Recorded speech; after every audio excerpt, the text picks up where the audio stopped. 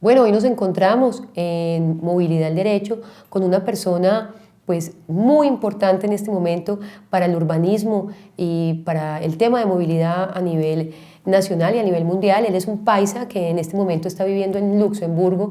No quise dejarlo pasar porque está de visita por esta ciudad y su nombre es Santiago Mejía Hidárraga.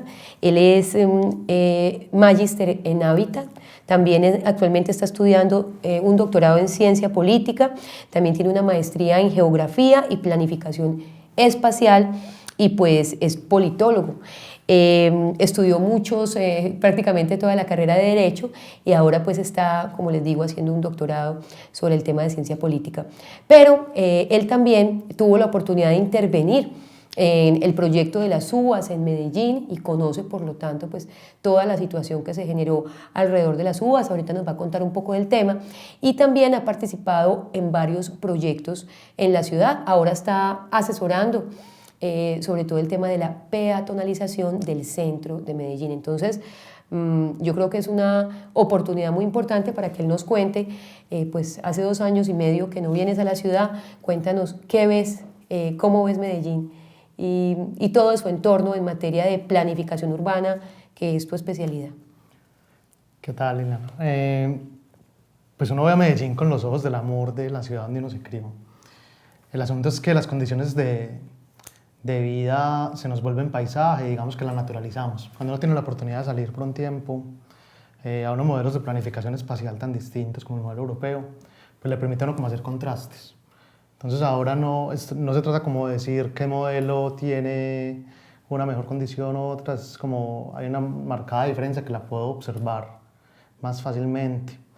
Y regresar a Medellín genera un impacto porque el modelo de planificación urbana nuestro es un modelo que es muy abrumador. Y cuando llegas sentís el peso de una ciudad densa, aparentemente caótica, poluta, pero pues con un valor en su modelo urbano, y es que permite también otras dinámicas sociales que no las permite el modelo de configuración espacial de la ciudad europea. Medellín tiene una particularidad y es, digamos, como su fuerte tradición en experimentos de urbanismo. Entonces, esos elementos me permiten no elaborar como un juicio de valor o un juicio estético sobre si Medellín está mal, está bien después de 2 años, sino que intento ver cómo ese modelo de planificación está funcionando o opera. Bueno, pero nosotros todo el tiempo cuando buscamos noticias de Medellín o nos llegan noticias de Medellín, pues dicen que Medellín es un ejemplo en materia de movilidad y en materia de esos proyectos urbanísticos y demás, pero en realidad uno analiza y pues en realidad uno como ciudadano pues no los ve de una manera tan clara. ¿Tú crees que Medellín en realidad sea ese modelo perfecto que estamos vendiendo al exterior?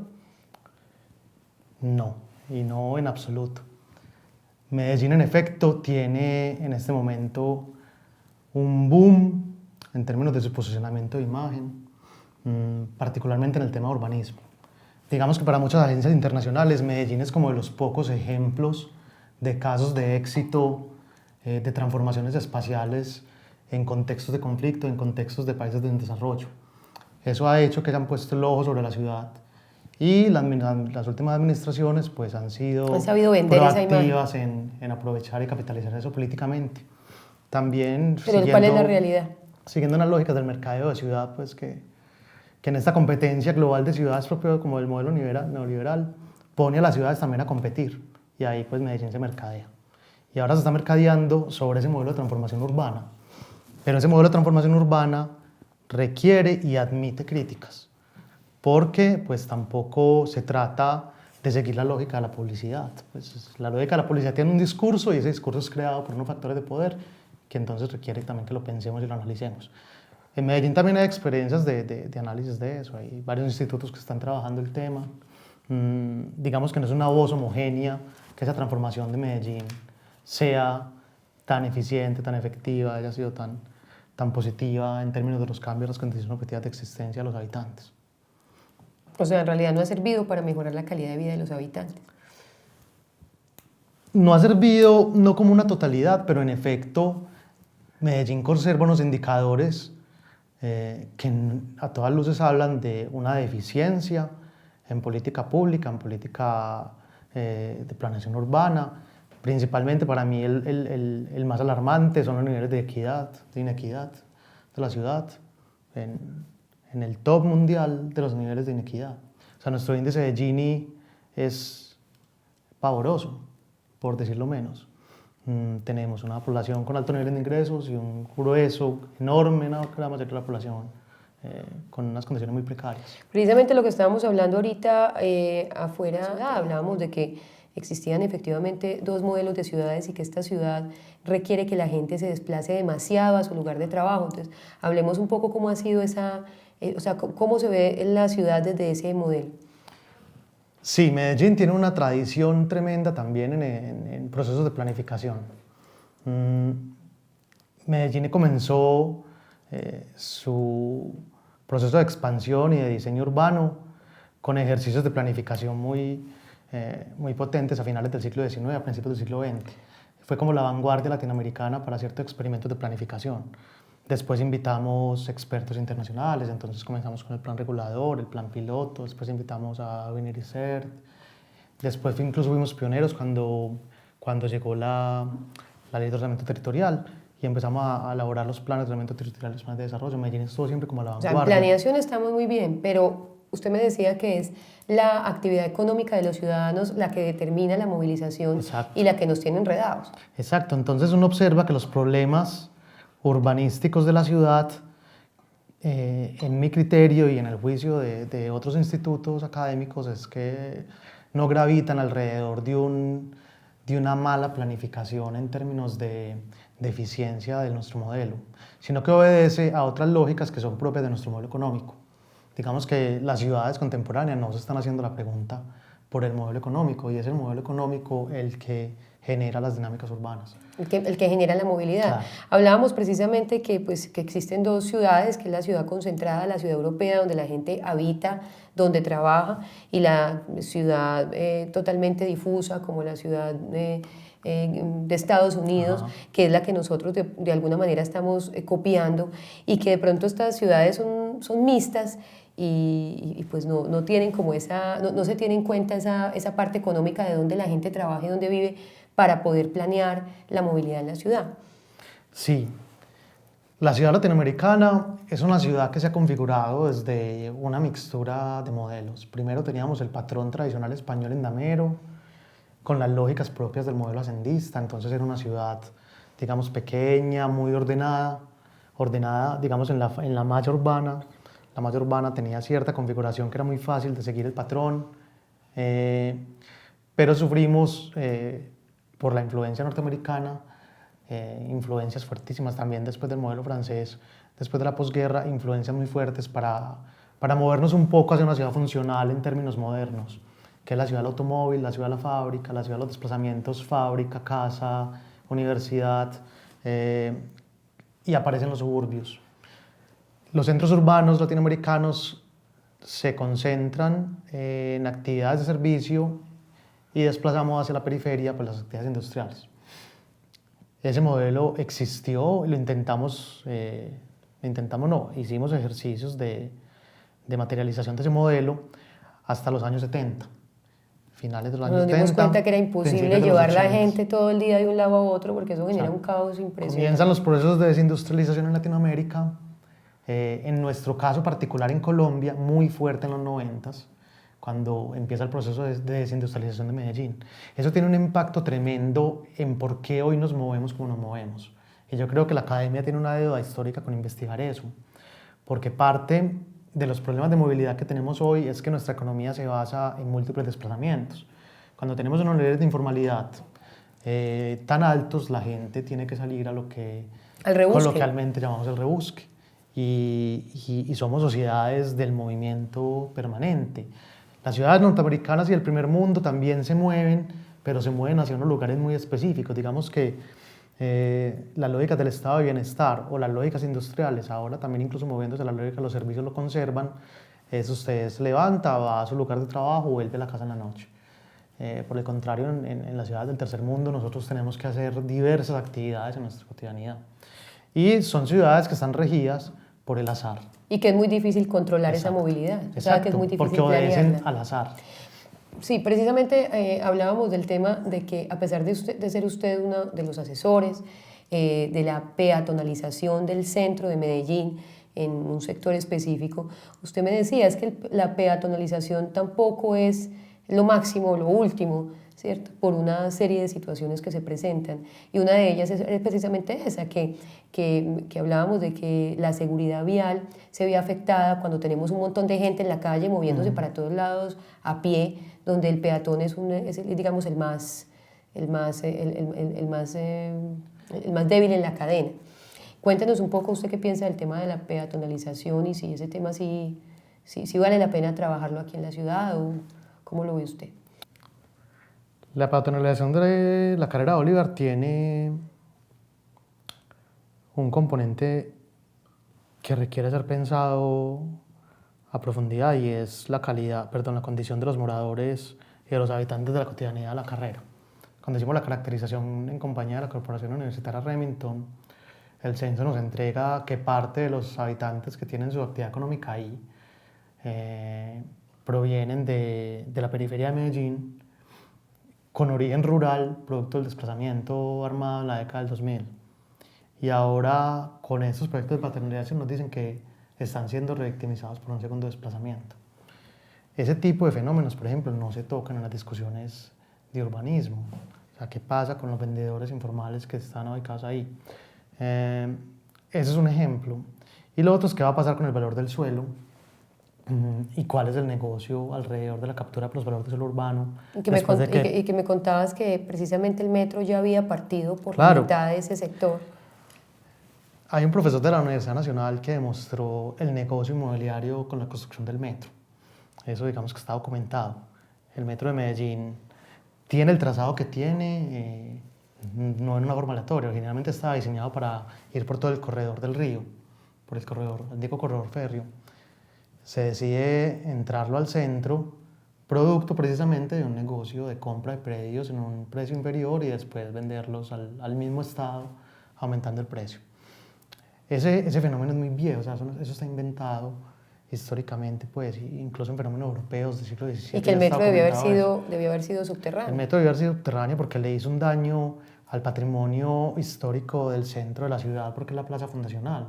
O sea, la Plaza de la Candelaria, el Parque de Berrío es la plaza fundacional y quedó con una cicatriz de 1 metro elevado con columnas que dividen las lógicas de esa centralidad que podría ser, por ejemplo, con edificios educativos como esta universidad Remington que tiene su sede ahí, o con toda la lógica de comercio asociada al Parque de la Veracruz, aparte también de la pauperización del espacio en Carabobo, cerca de la Veracruz, es debido a las columnas del metro elevado que hacen esa separación física, con la pauperización del espacio bajo las columnas. Entonces, la paternalización de Bolívar es interesante porque la firma arquitectónica que ganó, eso fue un concurso público, presentaron un proyecto de galería urbana, donde ellos señalaban que intervenciones artísticas sobre las columnas del metro podrían modificar la conducta de los habitantes del territorio. Pero eso pasó, creo que fue en el metro de Nueva York, que se cambió el color de las columnas y se demostró de que eso generaba un cambio en el comportamiento de sus habitantes. Sí, en efecto, un cambio en el diseño espacial modifica nuestras conductas, eso es cierto. Pero en una situación donde tienes alta concentración de población informal, de vendedores informales, asociado a fenómenos de ilegalidad en la tenencia de la tierra, de la propiedad, parte de la propiedad, sobre todo el corredor, tiene aún hoy problemas de titulación.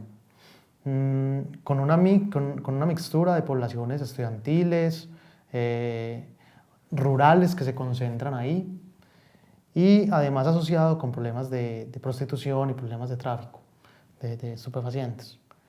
si vos pones eso en un modelo para tratar de predecir si una intervención artística puede mejorarlo o no, tendríamos como ejemplo entonces la Plaza Botero, donde siendo, digamos, el Un lugar componente bonito, un artístico, lugar más fuerte que tiene la está ciudad, completamente... las condiciones de seguridad, las condiciones de, Sí, de amigabilidad bueno, del espacio no son. no quiero que se nos pase el tema de bicicletas, que hablábamos de que de pronto la bicicleta vista como está vista actualmente, pues no es la solución a todos los problemas de movilidad de la ciudad. Entonces yo quiero que nos cuentes un poco qué piensas de ese tema, que hablábamos de que de alguna manera la bicicleta es excluyente. Sí, a mí me gusta la bicicleta, es decir, yo monto bicicleta cuando puedo. El asunto no es la bicicleta per se, la bicicleta es un modo más de transporte, con unas ventajas sobre el vehículo particular, digamos, a motor y a combustión, es que no genera emisiones y... En fin. Sí, las ventajas están claras, claro. Pero para sociedades como la nuestra, pensar en una política pública de impulso a la bicicleta, cuando tenés poblaciones que sobreviven sobre la fuerza de trabajo física, es decir, tenemos gran parte de nuestra población en la ciudad que devenga su sustento en una explotación de su propio cuerpo. Entonces, Es decir, trabajamos trabajamos bicicleta, físicamente, sí. Tenemos jornadas extendidas en condiciones de polución, en condiciones de aireamiento de la ciudad, incluso de luminosidad, es decir, hace calor, tenemos radiación, las condiciones atmosféricas no son las ideales, la gente está cansada. Y si vos le dices a una persona que trabajó 10 horas vendiendo cosas en la calle, que después de irse a su casa, que para acabar de queda en una colina elevada, que la bicicleta puede ser una opción, entonces es un discurso muy propio de la gente que trabaja en el sector servicios. La gente que tiene ese tipo de empleos es paradójicamente la gente que tiene acceso al vehículo particular. Y la que debería usar la bicicleta. Exacto. Porque entonces, solamente se mueve 2 desplazamientos en bicicleta y de venida. Entonces, y el resto está sentado. Exacto. Entonces la política pública de bicicleta debería enfocarse ahí, no haciendo una extensión a que el grueso de la población, especialmente nuestra población obrera, se desplace en Nosotros bicicleta. Hacíamos precisamente una crítica a eso, que el que se desplaza en vehículo particular toda la semana es el que el fin de semana se va a hacer ciclomontañismo y es el que tiene la super bicicleta que la debería usar en semana precisamente para realizar sus actividades diarias y dejar el vehículo en la casa. Bueno, usted tuvo la oportunidad de participar en la construcción de las UAS, Unidad de Vida Articulada, en las diferentes comunas de Medellín. Cuéntenos usted qué piensa de las UAS, cómo fueron concebidas en ese cinturón verde que se quiso crear en la ciudad y si en realidad pues sí obedece a lo que inicialmente se buscaba con ellas. ¿Qué se quería con las UAS? Las UAS hacen parte de un entramado de diseño territorial para la periferia.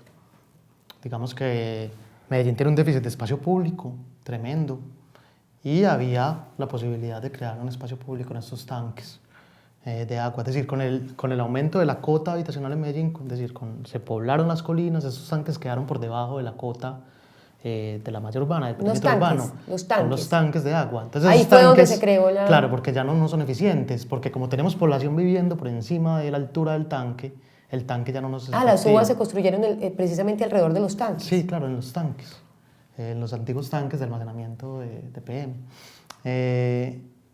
Las UAS están conectadas en el cinturón verde y tienen una lógica cultural propia muy interesante.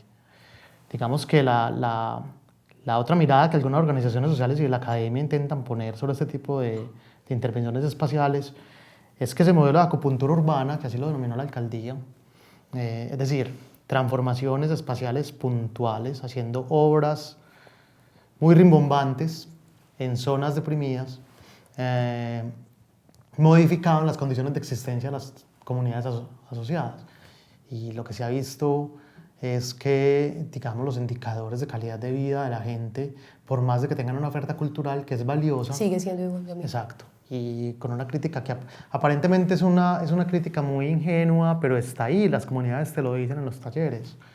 Hombre, si yo puedo tener la Biblioteca España cerca, pero si mi nevera está vacía, no tengo ni siquiera la capacidad cognitiva pues, para ir a hacer un ejercicio de lectura o para atender una oferta cultural que me ofrece la UBA. Entonces, el problema de la acupuntura urbana es que termina creando cierto maquillaje cosmético muy bonito, pero en realidad exacto, pintemos la pobreza o hagamos una intervención puntual, pintemos las casas, pongamos escaleras eléctricas, pero Pero ¿dónde la parte viene, social exacto, queda dónde relegada. vienen las condiciones objetivas? Y las condiciones objetivas están relacionadas, Liliana, con lo que te decía ahora del modelo económico de ciudad que tenemos que pensar. Medellín es una ciudad neoliberal, pero es una ciudad neoliberal dura, es decir, la competencia rige y el modelo de transporte tiene los problemas que tiene también y de movilidad tiene los problemas que tiene porque están sometidos a la lógica de la competencia. Bueno, y eso se manifiesta en cómo vivimos, en cómo nos desplazamos y cómo desarrollamos nuestra vida muy marcada por esos tiempos y dinámicas de la competencia y una competencia agresiva. Entonces, este tipo de acupuntura urbana y esta planificación, no sé hasta qué punto, digamos, cambien Las a condiciones. largo plazo esas condiciones. Son muy efectivas para ganar concursos. Bueno, Santiago, muchas gracias por estar con nosotros hoy y espero pues poder contar a través de esta experiencia pues otras cosas que tengas que contarnos de otras ciudades. Por último, de pronto, ¿qué piensas que va a pasar con la ciudad en unos años y cómo nos ves a futuro, hablando ya del futuro? Yo creería que Medellín tiene dos retos fundamentales. Un reto es cómo vamos a planificar una ciudad latinoamericana que tiene una proyección de aumento de su población. No solamente Medellín, la ciudad latinoamericana. Es decir, Latinoamérica en su conjunto se está urbanizando aceleradamente. ONU Habitat maneja porcentajes alrededor ya del 80% de la población viviendo en los perímetros urbanos. Eso es un reto enorme, especialmente por nuestras condiciones orográficas de un valle, no tenemos zonas de expansión. Ahí hay un reto y la ¿Tú crees que densificación. de pronto hay que promover que las personas vivan en las zonas rurales y ahí mismo trabajen y no seguir trayendo gente a las ciudades? Exacto. Porque es que lo que estamos haciendo es construyendo un montón de edificios en la ciudad, pero en realidad pues diciéndole a la gente venga vivo aquí, pero en realidad es allá donde deben vivir y es allá donde deben trabajar, donde hay espacio. Exacto. Si modificamos esas lógicas económicas, tratando de que la población tenga una estabilidad laboral, unos desplazamientos más cortos y también más predecibles, pues obviamente las condiciones de movilidad varían. El otro reto que yo creo que Medellín tiene es la discusión por el modelo de transporte. El transporte público. Medellín le entregó al sector privado desde los 50, desde la desaparición del tranvía, el transporte público urbano. Eso no se volvió a discutir. Yo creería que para una ciudad con las condiciones espaciales como la nuestra, los buses no pueden competir entre ellos. Y un modelo atomizado con empresas que sirven como afiliadoras, pero con propietarios independientes, generan una competencia agresiva que no beneficia al usuario. Exacto, entonces el usuario es sujeto de la lógica del mercado. Entonces, en vez de ser el eje central de la prestación del servicio. El problema es que yo creería que el único modelo que ofrece cierta mejora en términos de la frecuencia, organización de las rutas, paraderos, es si el Estado es el dueño del modelo. Que eso no significa una expropiación desplazar a nadie, sino indemnizar a los empresarios particulares, entre otras cosas porque hay que agradecerle mucho. El transporte público además urbano... porque tú vienes de familia transportadora. Exacto. El transporte público urbano se echó al hombro parte de la economía de los barrios periféricos en la ciudad durante la expansión del año 80, solo. Y el sector transporte en nuestra economía es un gran empleador, en una cadena que incluso es invisible. O sea, hay un montón de gente que vive del transporte. Que no sabemos que está ahí, sí, que no la contabilizamos. Exacto. Entonces yo creería que el Estado debería ser el propietario, pero con un reconocimiento de indemnizaciones, y no solamente un reconocimiento económico. El económico es el fundamental, pero también un reconocimiento al valor del transportador, porque yo también creo que hemos entrado en una satanización del gremio de los transportadores que no se compadece, es decir, no son ellos, es el modelo que los pone a competir. Bueno, Santiago, espero que no pase como muchos académicos que estudian en otros países y no vuelven, sino que espero que cuando termines tu doctorado pues puedas volver acá y aportar todo eso que sabes y que conoces de las experiencias internacionales. Muchas gracias. No, a ti, estaré.